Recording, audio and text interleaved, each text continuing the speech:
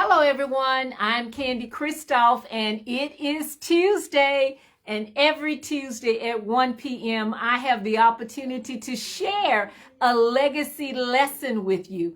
And today's legacy lesson is good. I promise you it's good. Some of you that may be tuning in for the first time may be wondering, who is this woman and what is she fixing to try and talk to me about? Well, I'm Christophe, and I am a licensed clinical social worker and addiction counselor, entrepreneur of multiple businesses that are thriving, and at year 32 of 37 years of marriage and counting, my husband and I hit a hiccup. And with that hiccup, I asked God to make it make sense. And what he gave to me was to purpose that pain. Purpose that pain, Candy, so that other couples, other power couples who are in business together or in ministry together won't get stuck where we once got stuck at. And so I work with businesses, I work with corporations and different groups of ministry and ministry leaders to help make sure that we protect what matters the most. And that is our legacy of love and our legacy of leadership. So if you are a power couple or you know someone who is in business together or in ministry together, you definitely want to continue to tune in, like, and follow, and have your power couples that you know to do the same, because there's absolutely no sense in you or someone else getting stuck where we once got stuck at. And after being married for 37 years, I can tell you a thing or two that can help you not be frustrated where we were once frustrated at. Having $1 million business and having another company and a ministry, it's time consuming. It requires balance. It requires so much of you, and it has required so much of Dre and I. There's just absolutely no reason why somebody else should get bogged down where we once did. And so that's who I am and why I am joining you today. Today, our legacy lesson is on breaking the silence. Many of you have been hearing and many of you have been knowing that domestic violence is something that has ran rapid in our country and in our small town of Alexandria, Central Louisiana. At the last murder-suicide we had in our local area, several people was talking with me, and several had approached and said, Candy, have you thought about doing something? There's nobody really doing anything about this in our area. And so I brought that back to my team, and our team decided that we would answer the call. After prayer, and considering of how this is going to affect my schedule and how it's going to affect everything else, and looking at the numbers, my God, looking at the numbers of how many people are impacted by domestic violence or intimate partner violence, the numbers are straggling. And so I want to share with you a little bit today, and I want to pre-warn you that October 1, is Domestic Violence Awareness Month. Now, it's also Breast Cancer Awareness Month, but we need to make sure that we have our eyes on both. And as a woman, as a mother, I definitely want to know the importance of making sure we have our eyes on both breast cancer as well as domestic violence for the month of October.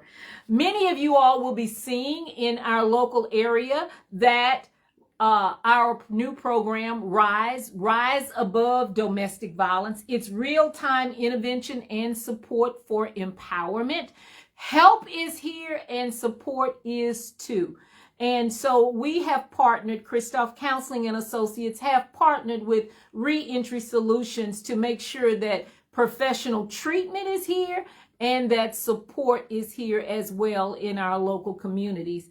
Today, I want to talk with you about domestic violence and the impact upon that in the next generation. You know, whenever you decide you want to partner with someone, that's a decision that you don't take lightly. That's a decision that you go into and you look forward to it. Nobody go in a decision of partnering with someone to have hard times. You go into it because you want the good times. You can envision a future of you all being together in harmony and in sync. You can envision a future of you being happy and that other person being happy as well. But sometimes along the way, life happens. And sometimes along the way, you find yourselves in a situation where you are being abused and you don't know what to do. Well, I'm here to tell you that there are options. There are options. You don't have to stay stuck in a situation that you're being abused or misused. And you don't have to stay stuck in a situation because you feel that there's no other way. Help is available. Help is available. And support is too. Today I want to talk to you about the generational impact that it has on children, because I witnessed domestic violence in my home as a child. And I know that growing up in a home where there is physical abuse, there's emotional and verbal abuse, it's something that you can spend the rest of your life trying to heal from. And it's something that some people find the rest of their lives in that vicious cycle. You see, many people grow up believing that control and aggression is a normal way to show love, when there really is a better way. But I have come to learn to find out that if you have never seen anything but that, then that's what you come to grow up to think that's expected. My family is one that loved to drink its alcohol on one side of my family. And so it's easy to grow up thinking that everybody drinks, when the truth of the matter is everybody don't. It's easy to grow up, if you growed up in a household where mom and dad was fighting, to think that everybody mamas and daddies fight. I have rental property, and there have been times that we've gone in for inspection and we've seen a hole in the wall. And one tenant several years ago, I said, how did this happen? And she said to me, Miss Christophe, I'll pay for it.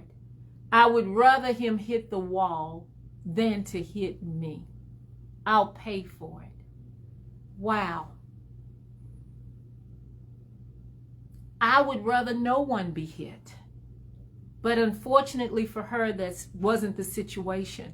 And her way of dealing with it was just normalizing it.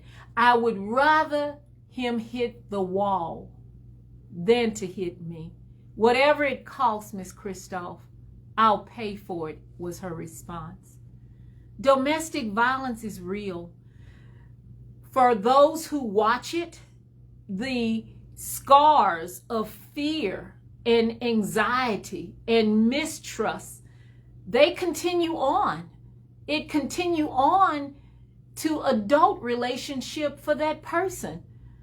Mistrust. Can I trust that you're gonna keep me safe? Can I trust that I'll be safe with you after the honeymoon phase? Can I trust that we'll be happy forever after? Can I trust you? For some people, that anxiety is real, and people suffer with anxiety and they don't even know why, but they just feel really anxious.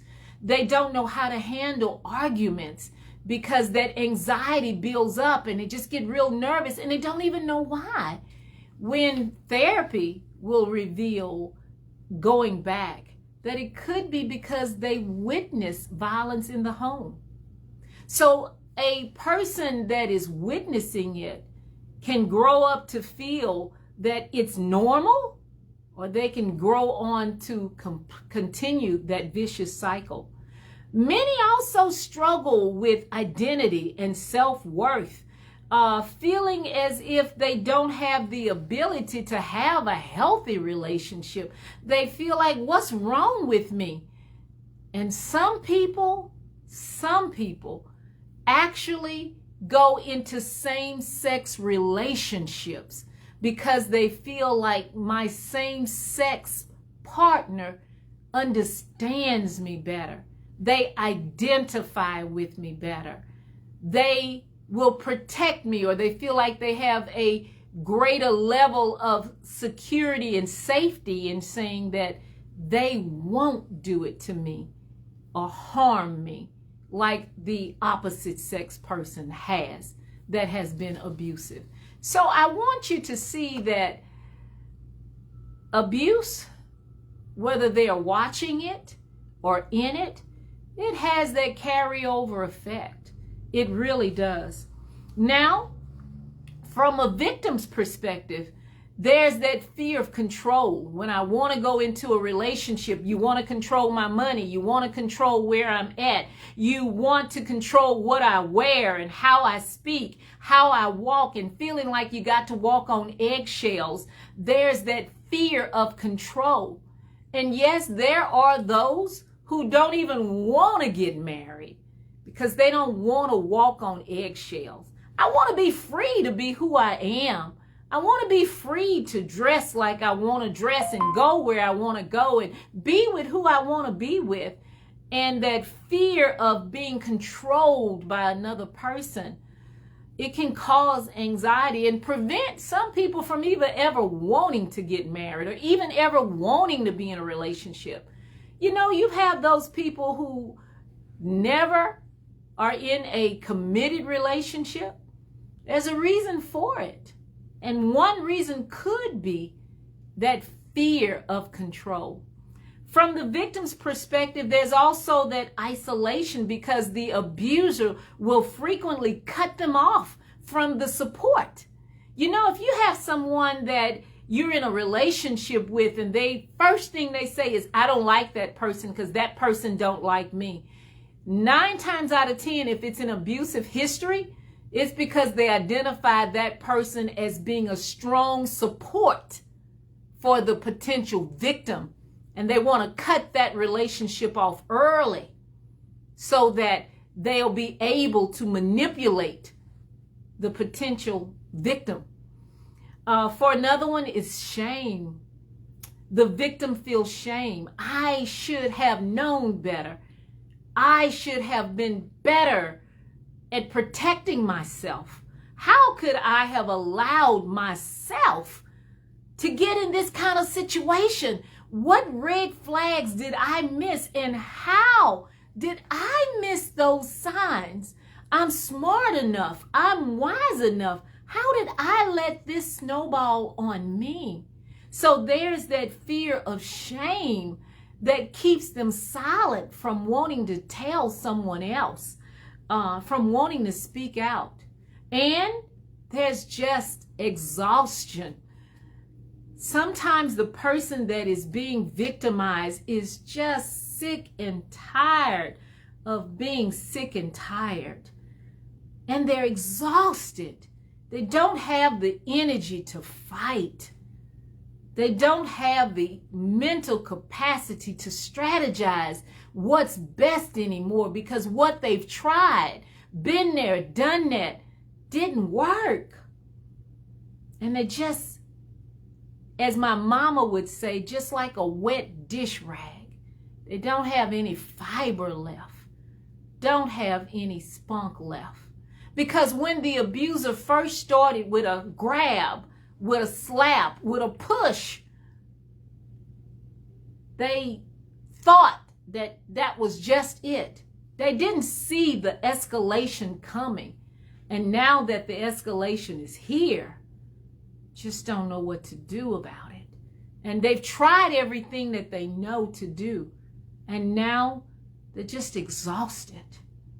If I am speaking to you or someone that you know that is being abused or have been abused, know that help is here and support is too. You don't have to suffer in silence if you're being abused. There is support. Now, it's oftentimes people will say that the abuser, that the victim Let's give the victim all the support that they need. Let's give them all the resources they need. And they rarely stop to look at the pain and the perspective from the abuser. When the truth of the matter is that the abuser may see the cycles of out of control. They may see and feel that deep sense of insecurity, that unresolved trauma that they have experienced, their distorted beliefs about how love and power works. If you love me, you'll take it. If you love me, you'll understand. If you love me, you'll forgive me. They may see the cycle. They may see the cycle, and they may really genuinely feel guilt from abusing. Many abusers know that their actions are wrong, and they feel powerless to change. They don't know how to change. They've tried doing different things. I'm gonna walk away. I'm gonna take a cigarette break. I'm gonna leave before I do something dumb. They recognize, but they lack the skill. They lack the ability to implement and to consistently implement. The abuser has gone through broken relationships, and they're vulnerable in that they have this great insecurity, and they might try to disguise it with ego. I'm the man, I'm the woman. And let me say this, it goes both ways. Once upon a time, the abuser was the male, and it was predominant the male. But in today's world, the abuser are females too. The abusers are females too today. If you won't listen to me, then you'll feel me, is what one person shared with me. He won't listen to me, so he gonna feel me now. Abuse is not just men anymore. Women are abusing too. And men who are being abused feel powerless, and they feel shame because they're the man and they shouldn't be taking this.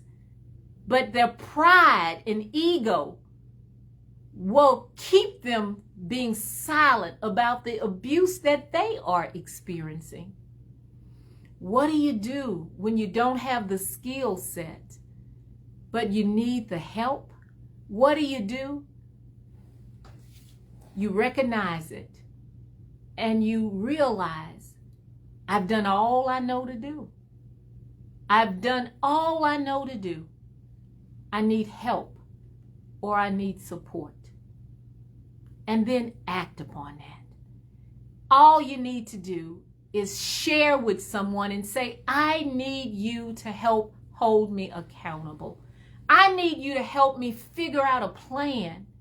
I need you to help me make sure I do the steps to keep me and my children safe, to keep me safe.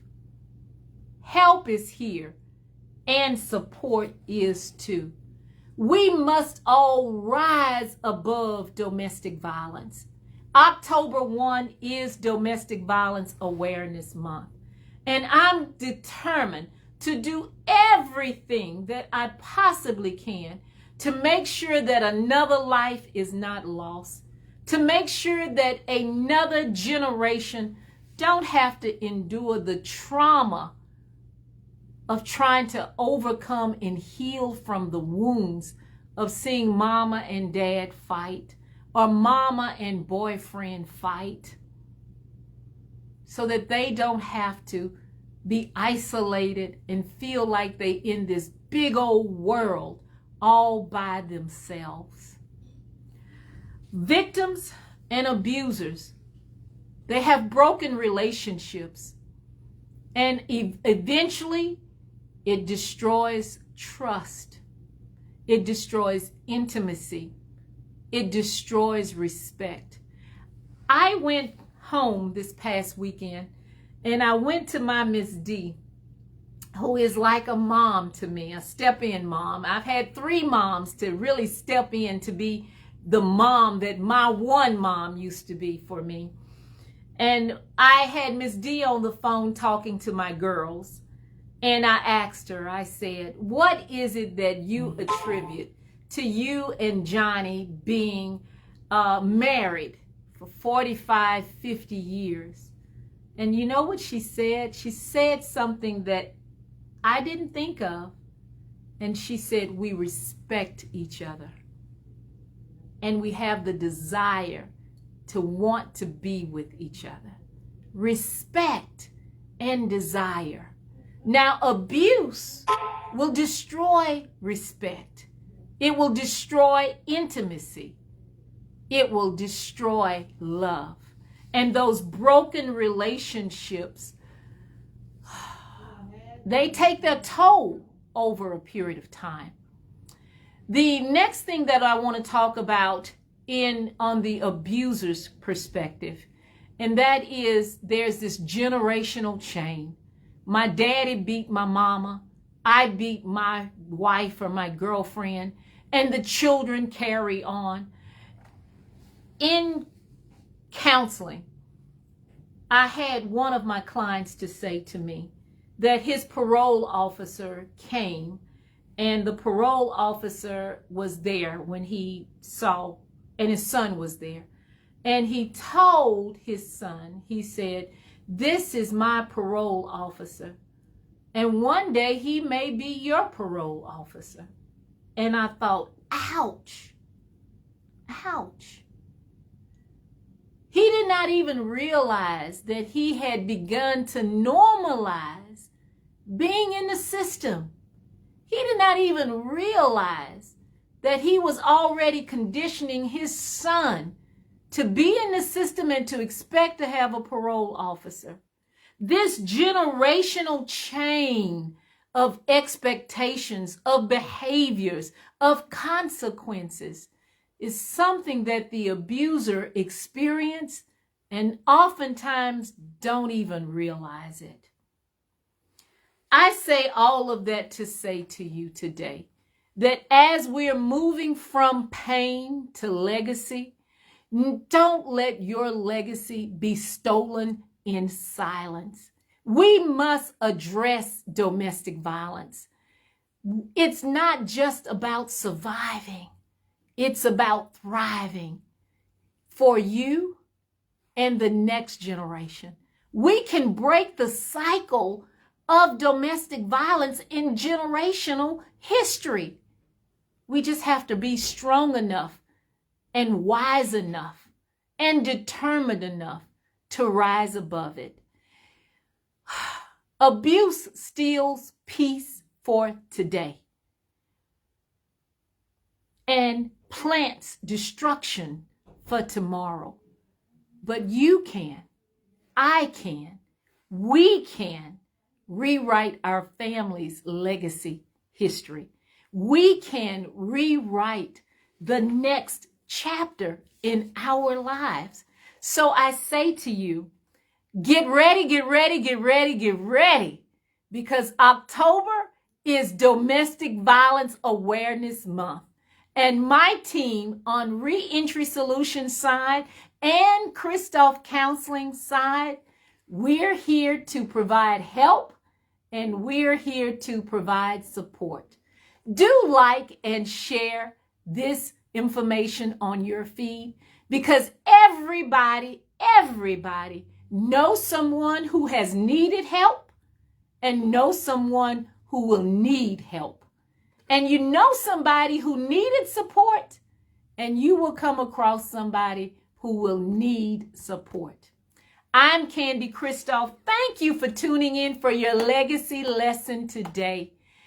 Domestic violence, October 1. Get ready, get ready, get ready. Central Louisiana, go to Reentry Solutions Facebook page and website page. We will be broadcasting what we're doing.